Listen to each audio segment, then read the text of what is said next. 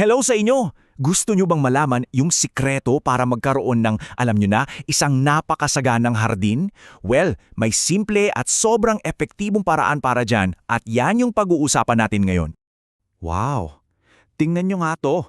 Sino ba namang di mangangarap magkaroon ng ganito kalusog? At grabe, hitik sa bunga na tanim, di ba? Parang ang hirap abutin, no? Pero alam nyo, ang totoo niyan, kayang-kaya nyo tong magawa. So paano kung sabihin ko sa inyo na hindi to swertihan lang, na meron palang parang simpleng madaling tandaan na recipe, isang formula, para siguradong successful ang mga halaman nyo? Okay, eto na. Ipakikilala ko sa inyo ang 4R Framework. Ito, di biro to isa tong science-based system. Ito yung ginagamit ng mga professionals para masigurong nakukuha ng mga halaman yung tamang nutrisyon at higit sa lahat sa eksaktong oras na kailangan nila. So, ano ba tong 4 Rs na to? Himayin natin. Simple lang, yung 4 na R na yan ay para sa right source o tamang pinagmulan, right rate o tamang dami, right time o tamang oras, at panghuli, right place o tamang lugar. Ayan, yan yung 4 na pinakasangkap sa ating recipe for success. Sige, simulan natin sa unang dalawa, source at rate. Ito yung ano at gaano karami sa recipe para sa mga halaman natin. Okay, right source. Ang ibig sabihin lang niyan, piliin mo yung tamang klase ng pataba. Kasi 'di ba, parang tayong mga tao, iba-iba rin yung kailangan ng bawat halaman. At bakit ito importante? Kasi bukod sa mas magiging malusog yung halaman mo, sinisigurado rin natin na hindi tayo nagsasayang ng pera at sustansya sa isang bagay na hindi naman pala niya kailangan. Next up, right rate o yung tamang dami. Ito, napaka-critical nito. Kapag sumobra ka, pwedeng masunog yung halaman. Sayang. Pag kulang naman, edi hindi siya lalaki ng maayos. So yung tamang-tamang sukat lang. Hindi lang yan para sa halaman, para rin yan sa bulsa natin at sa kalikasan. Iwas gastos at iwas pollution pa sa ating mga anyong tubig. Okay, move on na tayo sa susunod na dalawa. Ito naman yung kailan at saan sa ating pag-aalaga. Time and place. Right time o tamang oras. Alam nyo, yung pangangailangan sa nutrisyon ng isang halaman, nag-iiba yan habang lumalaki siya. Kaya napaka-importante na ibigay natin yung sustansya kapag, kumbaga, pinakagutom yung halaman.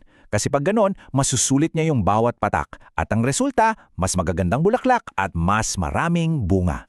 O eto, perfect example yung kamatis. Tingnan nyo tong timeline.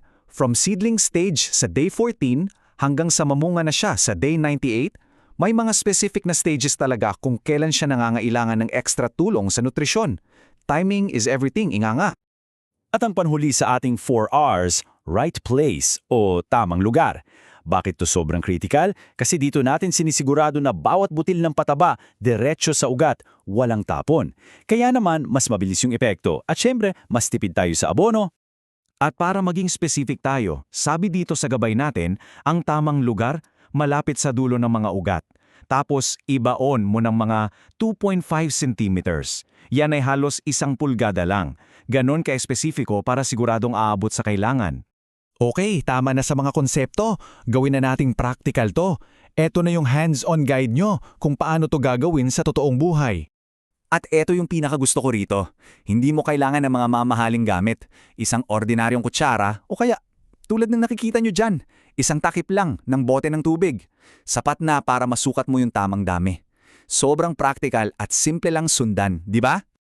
At para mas madali pa, tandaan nyo to, isang takip ng bote ng tubig, katumbas na yan ng 5 gramo. Ang dali lang, di ba? Wala nang hulaan. Okay, may 2 paraan ng paglalagay. Yung una, basal application. Ginagawa to bago pa man itanim yung halaman ha. Parang pampataba muna ng lupa. Tapos yung isa, side dress. Ito naman yung ginagawa habang lumalaki na siya, usually sa una at ikalawang buwan. At inuulit-ulit talaga dito sa ating pinagkukunan. Ang tamang paglalagay ay susi para mabawasan yung sayang. Kasi bawat butil, mahalaga yan. At syempre, may mga dapat iwasan. Kapag mali ang paglagay, may problema. Halimbawa, pag masyadong mababaw o dumikit sa dahon, ayan, pwedeng masunog. At pag hindi naman tinakpan ng lupa, konting ulan lang, haano rin na. Sa parehong sitwasyon, sayang lang ang pera at pagod natin. Kaya naman, ang pinakasimple at tamang paraan, ito. Pagkalagay na pagkalagay mo ng pataba, takpan mo agad ng lupa. Ganun lang kasimple. Yung simpleng hakbang na yan, pinoprotektahan na niya yung pataba laban sa araw at ulan at sinisigurong diretso yan sa ugat. Ayan, kompleto na. Ngayon, kayo naman. Kayo na ang susubok.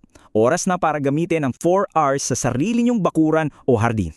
So bilang huling paalala, isipin nyo lang ulit na para kayong nagluluto. Yan ang ating 4R takeaway recipe. Una, piliin ang tamang sangkap, yan ang source. Ikalawa, sukatin ang eksaktong dami, yan ang rate. Ikatlo, ihain sa tamang oras ng paglaki, yan ang time. At pang-apat, ilagay kung saan ito madaling makakain, yan ang place. Simple lang, di ba? Itong 4 na simpleng prinsipyo to, ang 4 R's, yan ang magiging framework o gabay nyo para sa isang successful at masaganang ani para makuha nyo yung resulta, yung pangarap na kamatis na nakita natin kanina. So, ngayong hawak niyo na ang sikretong recipe. Ang tanong na lang, anong una nyong itatanim?